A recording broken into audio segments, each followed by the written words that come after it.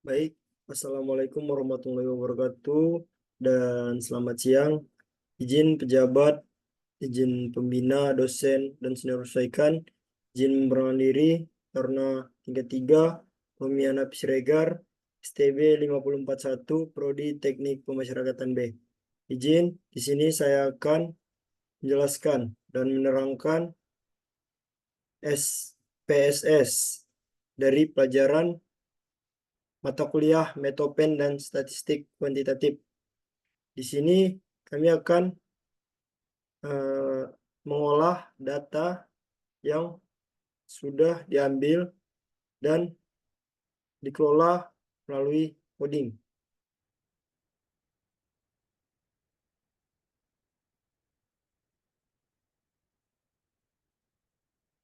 Nah, di sini kita sudah mendapatkan data dari coding yang sudah ditaruh di coding,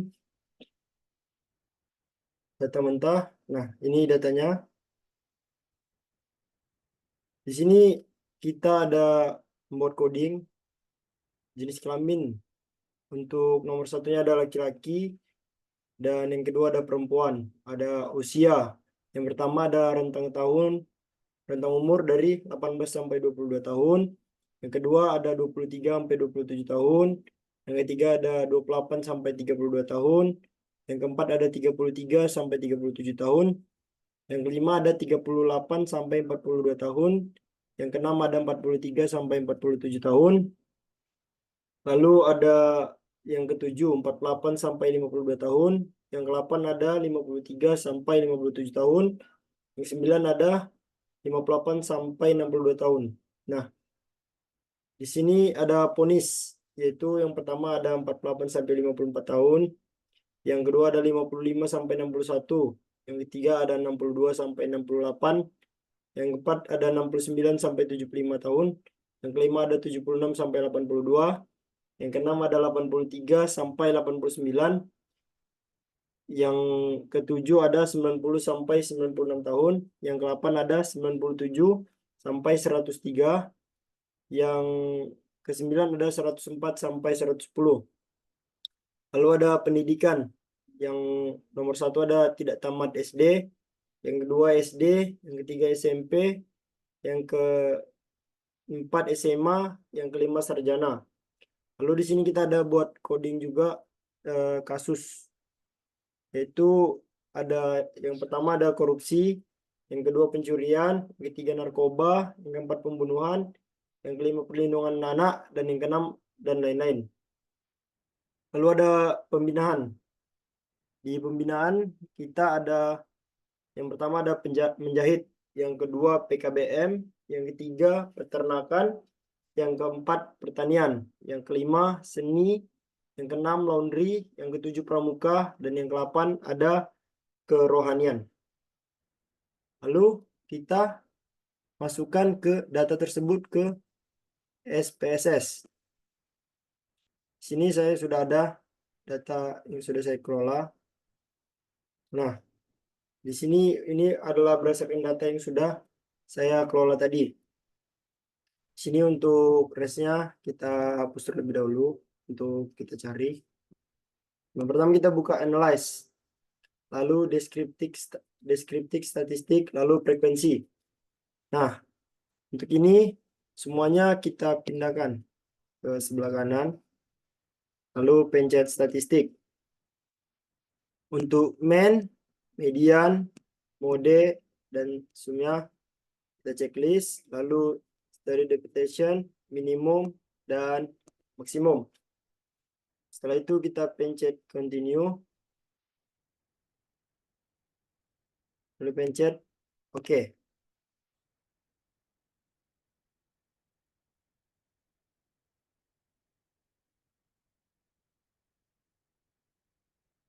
Lalu sudah dapat seperti ini data yang tadi, kita pencet analyze, lalu deskriptif statistik, frekuensi, lalu kita pindahkan, kita hapus checklistnya,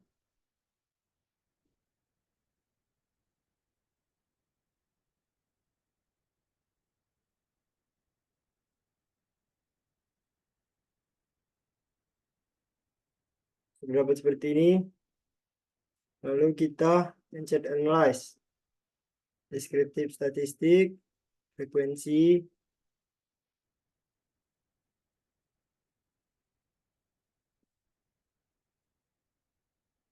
kita pencet semuanya, pindahkan, pencet statistik, ulang, pindahkan semuanya, lalu pencet statistik seperti ini, lalu continue.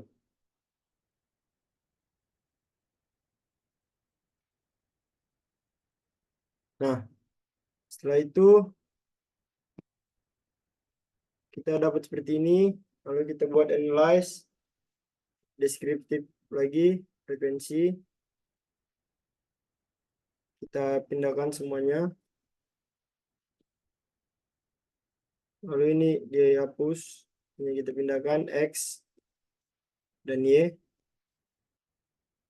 lalu kita kita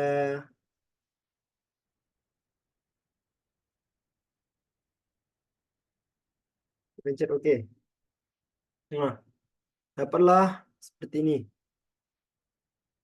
datanya untuk data yang tadi,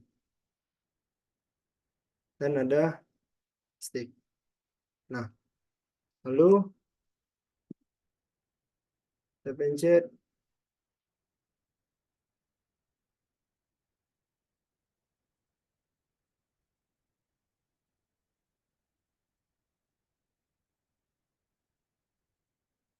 data yang tadi kembali.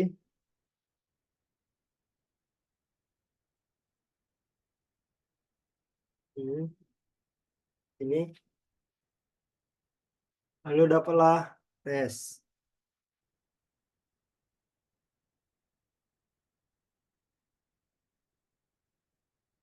Dapat res, lalu kita pencet analyze kembali, lalu kita pencet regression, pencet linear, lalu kita pindahkan data Y atas, X ke bawah, lalu itu kita simpan.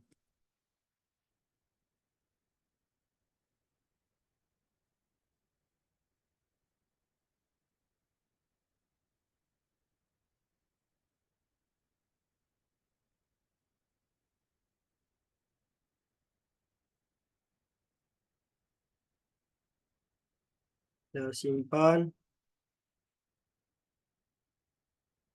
lalu kita buat understand analysis, lalu continue, lalu pencet OK.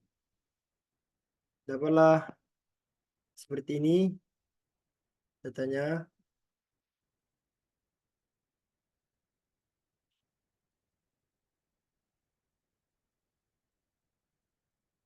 Kalau datanya seperti ini, residual statistik, lalu pencet analyze. Setelah itu kita pencet scale yang ini,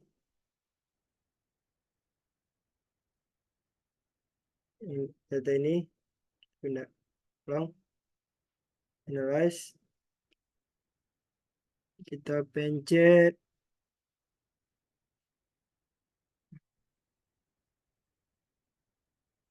correlated, bivariated, lalu kita masukkan yang ini tadi ke sini, lalu setelah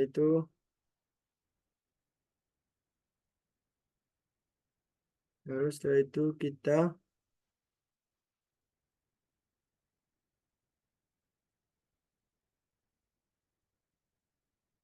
ini dipindahkan,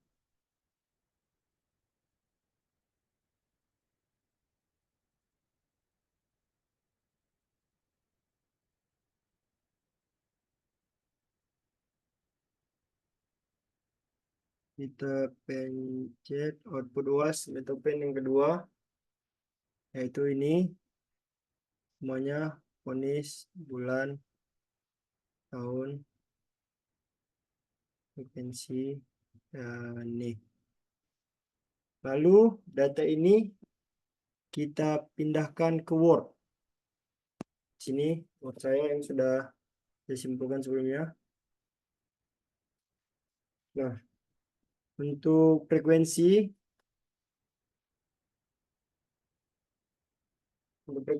interpretasi itu tidak semua responden berjenis kelamin laki-laki dan berkode 1. Yang kedua, tidak ada keberagaman jenis kelamin dalam data ini. Lalu ini datanya valid. Interpretasinya yang pertama terdapat cenderungan nilai netral hingga positif, ditunjukkan oleh tingginya skor pada angka 6, yaitu 43 sampai 47 dan 8, 53 sampai 57. Yang kedua, data cukup tersebar merata dengan sedikit dominasi pada nilai 8, 53 sampai 57. Yang ketiga, data paling sedikit pada angka 5, itu 38 sampai 42. Untuk poni sendiri, ini datanya. Inner prestasinya yang satu, data menunjukkan bahwa sebagian besar ponis adalah kategori dengan kelima dengan jumlah 31 orang, yaitu 16,4% menunjukkan kategori ponis nomor 5, 56 sampai 82 bulan adalah yang paling dominan. Sekitar 61 sampai 61,4% responden memiliki ponis antara kategori 1 sampai 5. Sisanya berada di kategori 6 sampai 9. Data cenderung merata meskipun ada kecenderungan menumpuk di antara kategorinya. Ini untuk pendidikan, kasus, ada pembinaan. Ini kesimpulannya. Frekuensi table. Ini data kita. X totalnya. Ini.